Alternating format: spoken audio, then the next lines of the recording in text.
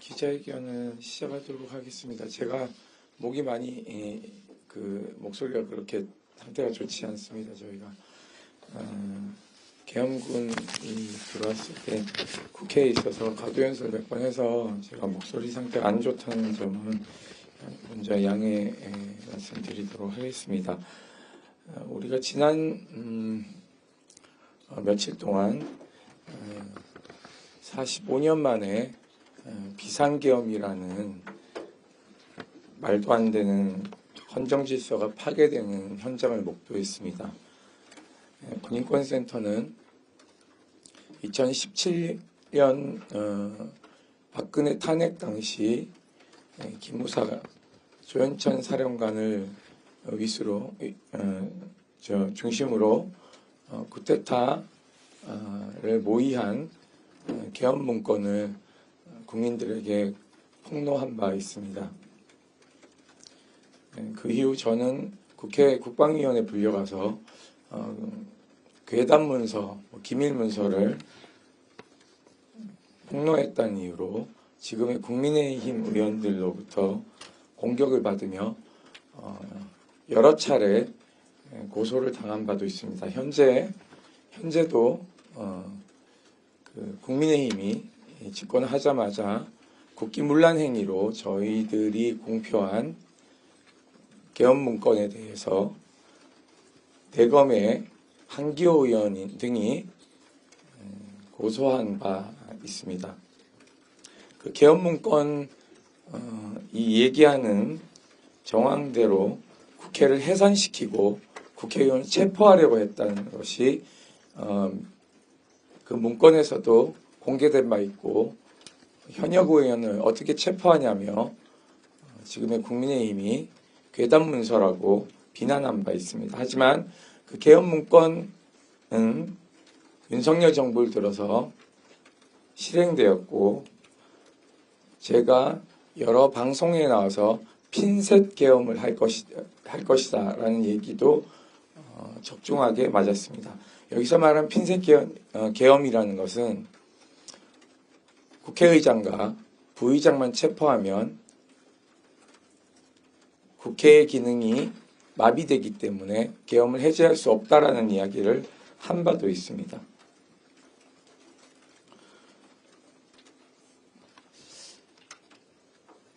기자회견문 읽으면서 자세한 또 얘기를 해보도록 하겠습니다. 2차 비상계엄 의심 정황을 군인권센터가 어제 밤늦게 포착했습니다. 복수의 육군부대 탄핵 표결 다음 날까지 지휘관 비상 소집 대기를 지시한 것으로 확인되고 있습니다. 육군에서 이상 징후가 제보되고 있다.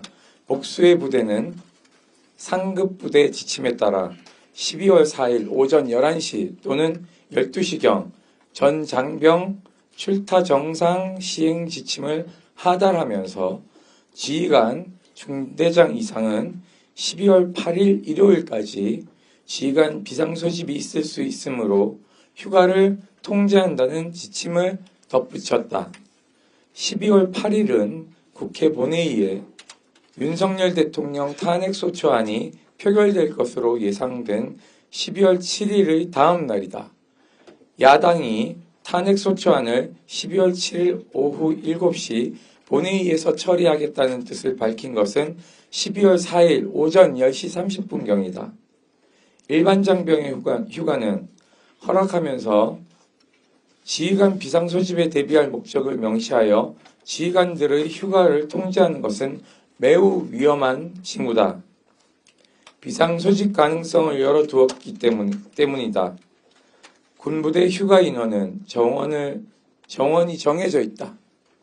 일부 인원이 휴가를 갔다고 하여 비상소집과 출동이 불가능하지는 않다. 오히려 일반 장병 휴가까지 통제하여 외부에 소문이 돌 가능성이 높다.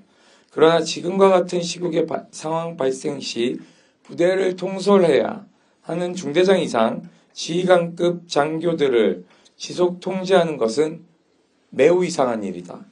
심지어 그 기한이 탄핵소추안 다음 날까지인 점은 의심의 소지가 충분하다.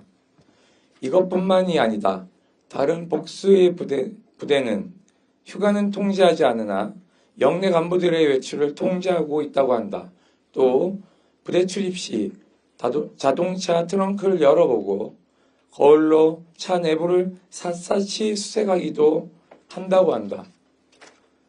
평소 하지 않았는데 비상계엄 후 지금까지 유지되고 있는 조치라고 한다. 휴가를 갈 때에는 갑자기 상황이 발생할 수 있으니 대비하라라고 평소와 다른 출타 전 교육을 하는 부대들도 있다고 한다. 비상 상황을 유지하고 있는 것이다. 다만 공군은 이러한 상황을 유지하지 않고 있는 것으로 확인된다. 윤석열이 해군 출신의 합참의장을 배제하면서까지 육군 중심의 쿠데타를 도모했고 계엄사령관을 맡았던 육군 참모총장의 사의를 반려한 것까지 고려하면 이는 매우 이상한 지점이 아닐 수 없다. 군심이 흉흉한 상황에서 부대를 통제하고 부대 통제를 위해 지침이 내려왔다면 정군의 동일한 지침이 하달되는 것이 타당한데 육군에서만 이와 같은 징후가 감지되는 것은 더더욱 문제라고 생각합니다. 비상계엄이 해제되었음에도 불구하고 육군 부대들이 여전히 비상상황을 유지하고 비상소식 가능성을 열어두고 있는 것은 심각한 문제다. 2차 계엄의 가능성이 열려있다는 뜻이기 때문이다. 국민의힘이 탄핵소추안에 반대하기로 당론을 정하면서 부결 가능성이 높아지고 있는 상황에서 탄핵이 부결될 시의 플랜을 세워두고 있는 것이 아닌지 의심스럽다. 탄핵이 부결되면 앞으로 내란 숙의 윤석열은 그대로 대통령직을 유지하게 된다. 그의 반격이 시작될 것은 자명하다.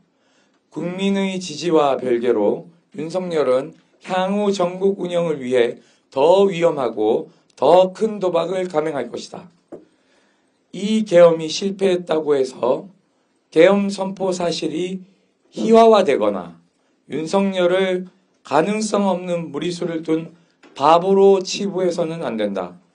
지금 물러나면 최고형 사형에 해당하는 내란 수괴가 되어 재판을 받을 일밖에 남지 않은 윤석열이지만 아직 그에겐 유효한 권력이 있다. 위법한 계엄을 선포해서 권력을 이어갈 수 있는 정치적 지지 기반을 갖추게 된다면 계엄은 윤석열에게 언제나 유효한 수단이 된다. 지금은 안심하거나 자축하기엔 이른 시기다. 언제 어느 때고 2차 계엄을 선포할 수 있다. 12월 7일 내란범 탄핵소추안 통과는 어쩌면 우리 민주주의가 받아든 마지막 기회일지도 모른다. 비상한 각오로 탄핵소추안을 통과시켜야 한다. 계엄이 언제나 쓸 수 있는 선택지인 세상에선 누구도 안전하게 살 수 없다. 육군에도 호소한다. 국군은 국민의 군대다. 혹여라도 이 나라를 불행한 세상으로 동조해서는 안 된다. 지금 상황은 매우 비상상황, 지금 상황은 우리 입장에서는 헌정 질서가 파괴된 비상상황이고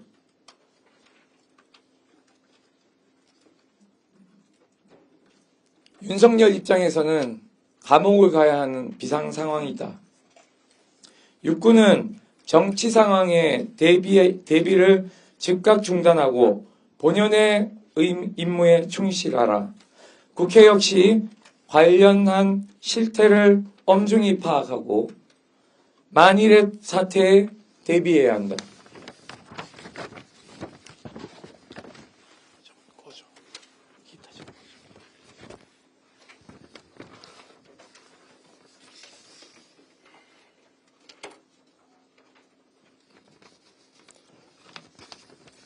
질문 있으면 질문해 주시기 바랍니다.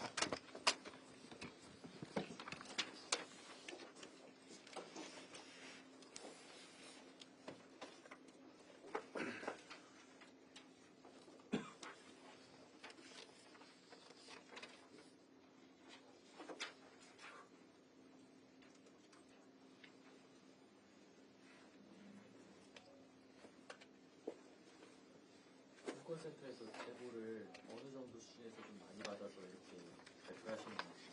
뭐 일선 육군 부대 간부들의 제보들이었습니다. 그 간부들 소속은 좀 어떻게 되는지 알아요? 소속이 어떤 소속? 전방이라든지 혹은 뭐 네? 전방부대라든지 혹은 뭐 수도권 인근 부대라든지 뭐 전방부대도 있고요. 수도권 인근 부대도 있습니다.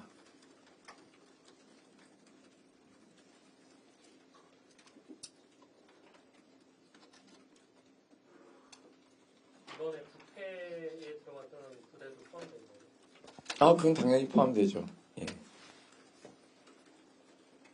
이번에 들어온 부대는 언론에 나왔지만 공수부대 중에서 707 특임단이 들어왔고요. 그리고 수도방위 사령부 군사경찰 특임대가 체포조로 들어왔죠. 그리고 여러분 뭐 도로가에 보셨겠지만 그 경찰 오토바이처럼 생긴 군사경찰 오토바이도 다 캄보이 할 수 있게끔 다 출동해 있었습니다. 굉장히 여러 대가 있었고 그들이 대부분 하는 일은 빠른 속도로 그 호송 차량을 그 교통 방해를 받지 않고 캄보이에서 수방사 수감 시설이나 이런 곳으로 정치인들을 체포해서 가기 위한 현장 출동으로 보여집니다.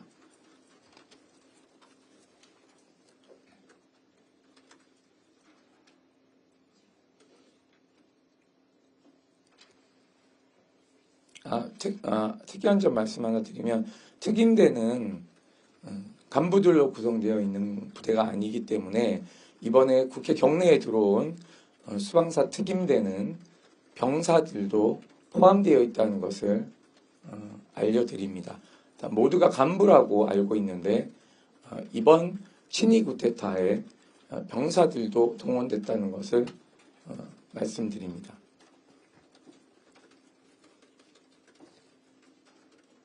아울러 많은 분들이 좀 혼돈하는데요. 각 언론사, 방송사, 특히 방송사에 출연한 소위 전문가라고 하는 사람들이 이러한 친위 쿠데타에 대한 개념이 없다 보니 기존에 일어났던 군사반란 쿠데타하고 그대로 적용해서 말해서 국민들에게 혼선을 주고 있습니다. 이들은 대부분 군사 전문가들로서 의도적 혼선을 주고 있다고 저는 판단하고 있습니다. 각 방송사에서는 그러한 개념 없는 군사 전문가들은 패널로 앉히지 않을 것을 권고드립니다. 통상의 쿠데타는 권력을 찬탈하기 위해서 행해지는 쿠데타입니다. 하지만 이번 쿠데타는 친위 쿠데타입니다. 즉 권력을 쥔 사람이 정치적 반대 세력을 제거하기 위한 테러에 가까운 군사 반란이기 때문에 한국에서 일어난 전형적인 기존의 쿠데타하고는 전혀 다르다라는 것을 인지하셔야 됩니다.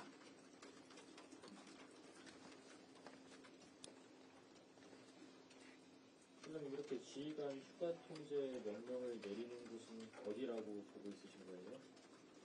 이거는 어디라고 하는 게 아니라 육군에서 이런 것들이 다 하달됐기 때문에 중대장 이상 간부들은 이러한 명령을 하달 다 받았다고 보시면 됩니다.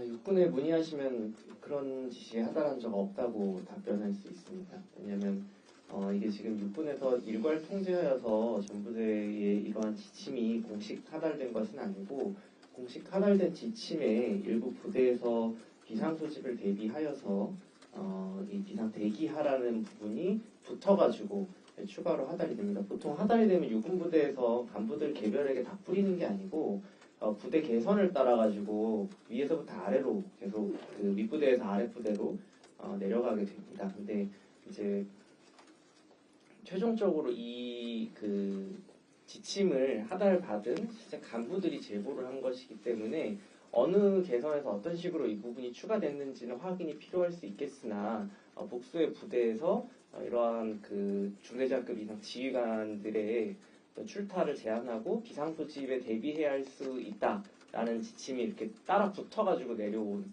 사실들이 확인이 되고 있습니다.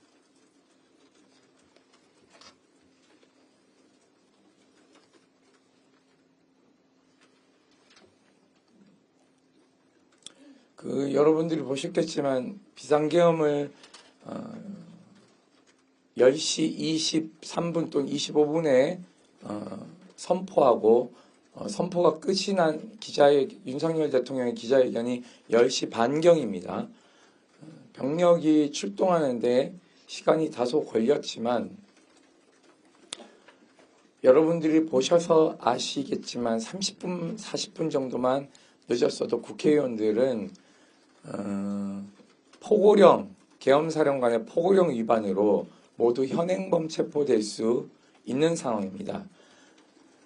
헌법에는 국회의원이 불체포 특권이 있다고 하지만 계엄이 실시되면 헌법이 중단되었다고 판단할 것입니다. 윤석열 씨는. 그렇게 되면 계엄사령관의 포고령이 포괄적으로 적용되기 때문에 군사법원은 민간법원의 판사들을 다 차출할 수 있고, 지금 오늘 그 여인영의 행적에 대해서 어제부터 얘기되는데 방첩사령관이 합동수사본부장이 됩니다. 즉 전두환의 역할을 하는 것이죠. 합수본부장은 경찰, 검찰, 국정원을 통합 관리합니다. 즉 계엄 사령부 밑에 있는 합수본부가 경찰청장과 대검 검찰총장을 위시해서 국정원장까지 모두 포괄해서 지휘할 수 있습니다. 그렇기 때문에 어제 국회 행안위에서 조지호 경찰청장에게 질의했을 때 계엄사령관이 제 기억이 맞다면 국방부 장관의 핸드폰으로 조지호 장관에게 전화해서 경찰병력 투입을 요청하고 이런 행위들이 지금 드러나지 않았습니까? 그렇기 때문에 계엄사령관이 그런 행위를 하는 건 자기 밑에 합수본부장이 있고 합수본부장이 모든 그 경찰, 검찰, 국정원을 통합 관리하는 수장이기 때문에 그러한 행위를 할 수 있는 것입니다. 통상적인 상황에서는 그런 행위를 할 수가 없는 것이죠. 아울러 조지호 경찰청장도 이 말을 듣고 일부 비상령을 서울경찰청장과 잠시 발령했다가 해제한 것도 내란 공범에 속합니다. 이것은 명백한 법 해석으로 보셔도 됩니다. 그리고 국회 경내에 출동해서 국회의원을 체포하려고 물리력을 행사한 공수부대 요원들과 일공수 부대 요원들이 만약에 들어갔다면 이들도 처벌 대상이고요. 물론 특임대도 마찬가지로 그 형법상 내란죄 종범이 되는 것입니다. 단순 가담자도 5년 징역형에 이한지 제가 봐야 되겠지만 5년 이하의 징역형에 처하도록 되어 있기 때문에 이들에 대한 단순한 동조나 돌아가면서 인사했다는 것이 지금 미담처럼 이렇게 막 회자되고 있는데요. 이런 것이 매우 저는 위험한 징조라고 생각하고 있습니다. 왜냐하면 국회에 200여 명 정도를 투입하고 국회를 마비시킬 수 있다는 것을 윤석열 대통령은 실험을 한번 한 것입니다. 그리고 시민들이 약 1000여 명 정도밖에 모이지 않았기 때문에 경찰병력만 장악한다면 시위대를 해산시키고 예정대로 국회의원을 또 체포할 수 있다는 것을 우리는 간과해서는 안 된다고 생각합니다.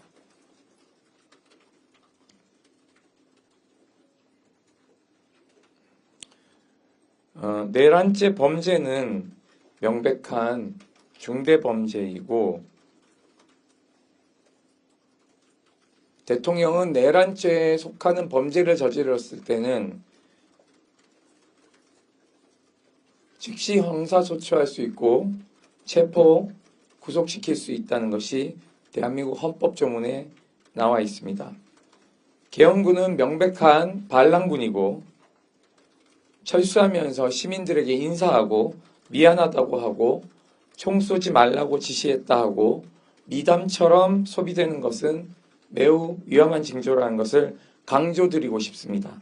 만약 강제로 끌려갔다면 분명 안타까운 일이지만 그러나 그러한 것 때문에 지시에 따라서 총을 들고 반란군이 국회에 난입한 분명한 사실이 희석되어서는 안 됩니다. 내란죄의 부하수행, 즉 단순히 지시한 대로 다른 사람도 5년 이하의 징역에 처하게 되어 있고 반란군에서 임무수행하면 그 자체로도 중벌에 처한다고 우리 법은 적시하고 있습니다. 군인들이 위법한 명령을 받고 이에 대해서 고민하지 않고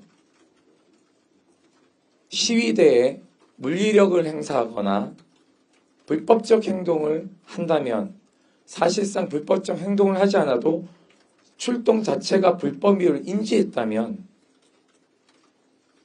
그러한 행동에 동조하는 것 자체가 군인 본인의 인생을 망치는 것이라고 강조드리고 싶습니다. 마찬가지로 어제 계엄사령관을 했던 박한수 육군참모총장이 자기는 잘 몰랐다. 시키는 대로 했다. 국회에서 그렇게 말하지 않았습니까? 그 사람이 그런 불쌍한 사람이 되는 건가요? 그렇진 않죠. 이런 물타기에 넘어가서는 안 된다고 생각합니다. 시키는 대로 했건 억지로 했건 어쩔 수 없이 했건 뭐든 간에 이런 식으로 200여 명의 군대만 동원하고 준비만 좀 더 잘한다면 대한민국을 전복시켜버릴 수 있는 것이 증명된 것이 사실입니다. 이걸 엄중하게 생각해야 하고 다시 한번 계엄을 할 수 있다는 것은 강조드리고 싶습니다. 육군참모총장을 사의를 반려한 것은 2차 계엄을 저는 할 수 있다는 매우 위험한 징조라고 생각하고 있습니다. 육군참모총장이 본인이 도착했을 때 계엄 포고문이 작성되어 있었고 사인만 하면 된다라고 이야기해서 본인이 내란 범죄 수계 공범에서 제외되는 것은 아닙니다. 계엄사령관은 계엄법에 따라 모든 입법사법 행정부의 기능을 거머쥘 수 있는 무소불위의 권력을 가진 자입니다. 계엄사령관이 포고령을 내려 언론, 출판, 집회, 결사, 종교 이런 행위들을 집회를 하지 못하게 하고 특히 의사를 복귀하지 않으면 처단한다고 하는 말도 안 되는 비상식적을 넘어서는 인간의 존엄을 파괴하는 말을 서슴없이 한 자입니다.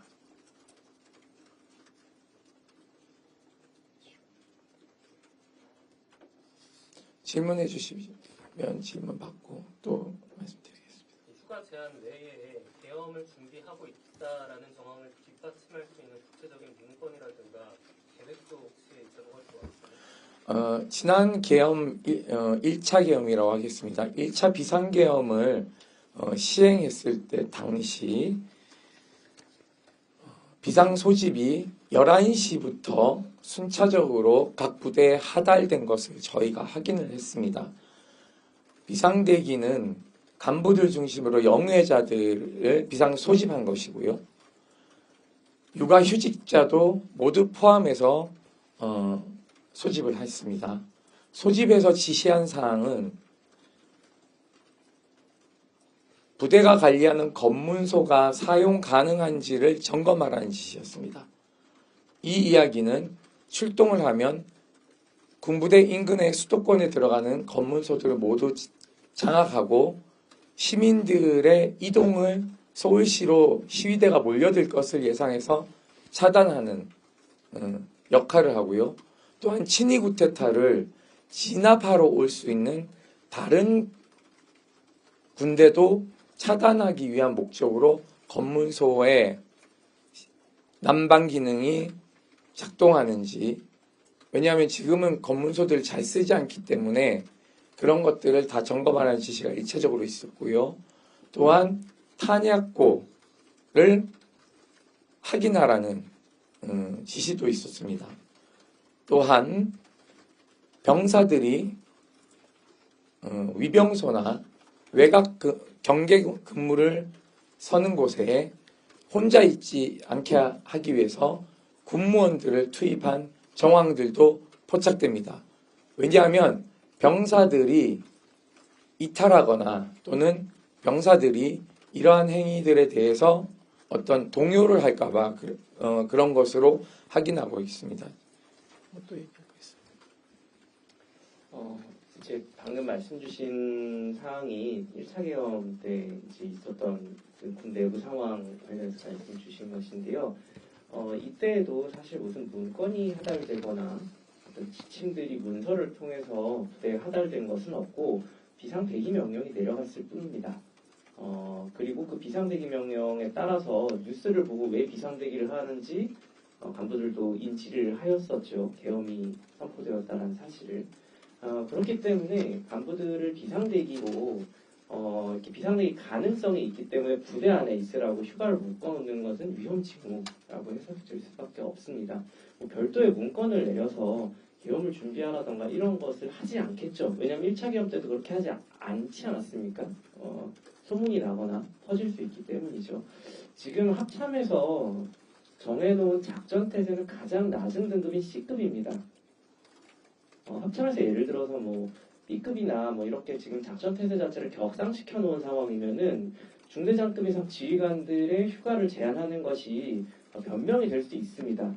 그렇지만 지금 작전 태세가 평시 상태로 내려가 있는 상황인데 육군 일부 부대에서 왜 중대장급 이상 지휘관들이 휴가를 통제해야 되는가에 대해서는 해명을 하기 어려울 것입니다. 이러한 부분들이 굉장히 이상한 상황이라는 것들을 뒷받침해주는 부분이 있다고 생각을 합니다. 마찬가지로 해군이나 공군 같은 경우는 지금 아무런 조치도 취하지 않고 있습니다. 해군은 간부들 사적 국외 여행도 허가해주고 있다고 합니다. 육군과 굉장히 대비되는 모습이죠. 전체적으로 군의 대비 태세라는 것은 육군은 올라가고 해공군은 내려가고 이런 경우는 없습니다. 국가안보의 위기 상황이 있으면 합참에서 전군의 위기 상황을 격상시키는 것이죠. 근데 육군 일부에 지휘관들의 출타를 통제하고 있다는 것은 그만큼 지난 그 계엄에 동원이 되었던 육군의 이상한 상황, 이상한 기류가 흐르고 있다는 것이고 이러한 제보들을 하고 있는 간부들이나 뭐 이런 분들이 다 하시는 말은 부대 내 상황이 굉장히 이상하다, 평소 같지 않다. 계엄이 해제되었고 상황도 다 해제되었다고 하는데 뭔가 부대가 굉장히 좀 엄중한 분위기 속에서 흘러가고 있다. 이런 이야기들도 상당히 많이 전해져 오고 있습니다. 중대장들을 대기시키는 것은 병력을 쉽게 출동시키기 위한 목적이라고 저희는 판단하고 있고요. 합참이 군령권을 가지고 있습니다. 육군 참모총장은 군정권을 행사하는 사람이라서 인사에 관여하는 사람입니다. 그렇다면 합참의장의 군령권을 위반한 이러한 행태도 지난 1차 계엄 때도 마찬가지로 합참의장을 패싱하고 육군 참모총장을 계엄사령부에 앉힌 이유 중에 하나이지 않을까 생각이 들고요. 지난 저희가 2017년 구테타, 친위 구테타 일으키려는 문건에도 보시면 아시겠지만 합참의장이 아닌 장준규 육군참모총장을 계엄사령관으로 적시하고 있습니다. 그리고 저희가 받은 제보에 따르면 육군참모총장이 비상계엄을 하기 전에 국방부 장관을 여러 차례 독대한 것으로 파악되고 있습니다. 그래서 국방부에 있는 모든 사람들이 왜 저렇게 장관님은 육군참모총장님을 자주 독대하실까라는 의심의 눈으로 바라봤다는 제보도 있습니다. 기자님, 질문. 아까 1차 계엄 때 내려왔던 그런 뭐 검문소 점검이나 이런 것도 다 이제 그 육군 간부들의 진술을 통해서 지금 육군 간부대 진술이 아니고요. 저희는 요즘은 명령이 여러분 이제 그 최상병 사망 사건 때도 단톡방들이 막 나오죠. 이제 그런 것들을 저희가 확인하고 얘기하는 겁니다. 문자 같은 걸로 남아있는 기록을 네, 예. 왜냐하면 빨리 전파해야 되기 때문에 비상 소식도 여러 루트로 합니다. 예를 들면 전화를 자동으로 돌리는 것도 있어요. 저희 마포구 기자분들이 있으면 저희가 음성으로 군인권센터 기자회견이 며칠 몇 시에 있습니다. 라는 것을 음성으로 입력시켜서 이 기자분이 받을 때까지 자동으로 전화가 연결되는 시스템이 있는데 군대도 그런 시스템이 하나 있고요. 비상소집이라는 것. 두 번째는 비상소집망에 따라서 요즘은 카톡이나 텔레그램을 많이 사용한다고 합니다. 그래서 그런 것들이 하달되는 것들을 저희한테 제보하는 것입니다. 그냥 카더라 통신이 아닙니다. 예.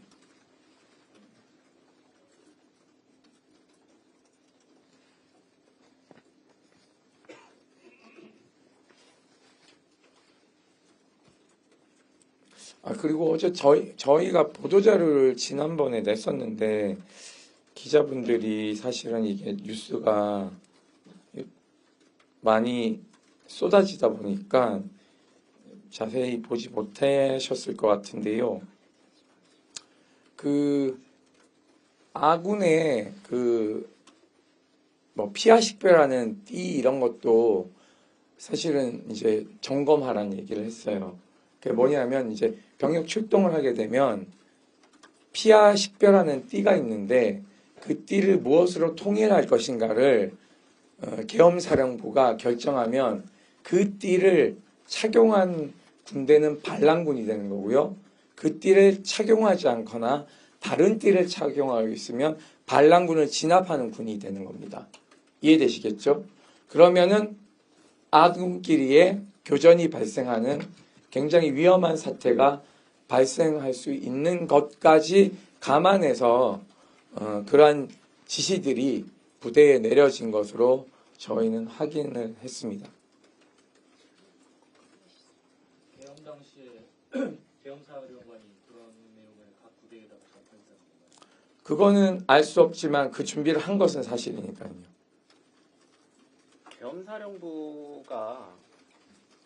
계엄사령부에서 개별 간부들한테 카톡이나 문자를 쏘지는 않지 않습니까? 예.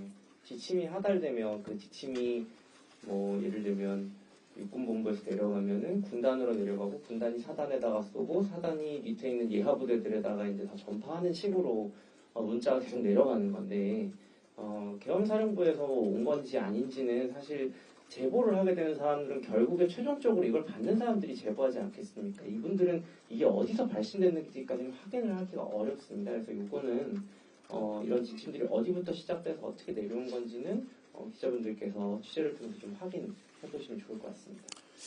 그런데 이거는요, 확인을 하냐 아니냐도 매우 중요하다고 저는 생각합니다. 기자분들 입장에서는. 하지만 2차 비상계엄을 어떻게 확인할 수 있겠습니까? 헌법을 유린해서 친위 구테타 반란을 일으키는데 그럼 그런 반란을 일으키고자 하는 자에게 당신 2차 계엄 하실 거요? 물어보면 안 한다 그러겠죠. 예. 하긴 하셨지 않습니까? 김영우 국방장관이 국방위 출석에서 계엄할 거냐라고 했더니 안 한다고 하지 않았습니까? 근데 하잖아요. 그러니까 거짓말을 기본으로 하고 있기 때문에 이것은 진실이 무엇냐고 물었을 때 상대는 거짓으로 일관하는 것입니다. 지금 현재 윤석열 대통령은 내란 범죄 중대 범죄자입니다. 그리고 육군참모총장도 내란 범이고요. 대통령 내란범 수괴죠, 사실은. 그러니까 모두가 공범이 됐고 그 국방부 합참 벙커에 어느 범위에서 어디까지 이 친위 쿠데타에 가담했는지를 지금 알 수가 없습니다. 육군참모총장이 도착했을 때 개헌포고문에 대해서 사인하러 가니까 법무 검토하셨습니까? 라고 물었을 때 법무 검토했다라고 얘기했습니다. 그러면 상황은 여러 가지죠. 법무 검토 안 했으면서 했다. 법무 검토를 했다면 누가 했냐? 할 사람은 2명이다. 국방부 법무관리관 유재현 씨는 이제 퇴임하셨습니다. 홍창식 전 국방부 고등군사법원장 원스타 준장입니다. 이 과거에 예비역. 또 다른 한 명 여러분 잘 아시겠지만 박정훈 대령을 집단항명 수괴죄로 내몰았던 국방부 검찰단장 김동혁 육사 출신의 원스타입니다. 이걸 검토해줘서 승인해줬다면 그도 내란범 종범입니다. 또 그들이 그 벙커에 있었는지, 그 벙커에서 이 비상계엄에 찬동했는지, 반대했는지 이런 것들도 샅샅이 수사해야 되는 상황인데 지금 현재 살아있는 권력을 검찰총장이 수사를 한다고요? 거의 믿으세요? 대통령의 부인도 무혐의 처분하는 검찰을 어떻게 믿습니까? 진짜로 실행해서 즉시 쿠데타범을 처벌한 사례는 없습니다. 심지어 검찰은 성공한 쿠데타는 처벌할 수 없다라는 이야기까지 하다가 YS한테 된소리를 맞았죠.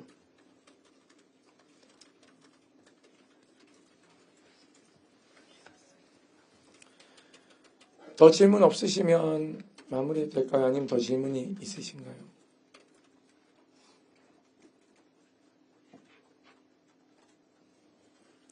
그리고 계엄에 대한 건 윤석열 씨의 마음이기 때문에 제가 어떻게 할 수 없는 거지만 탄핵이 부결됐을 시 2차 계엄이 비상계엄을 할 수 있는 시기는 7일 토요일에서 8일로 넘어가는 새벽이 될 가능성이 매우 높다. 10시 30분에 비상계엄을 하고 11시에 병력동원령을 내려서 본인들이 실패한 경험이 있기 때문에 반드시 국민들이 많이 잠든 시간에 병력이동을 통해 쿠데타가 실현될 가능성이 매우 높다라는 것을 말씀드리고요. 이때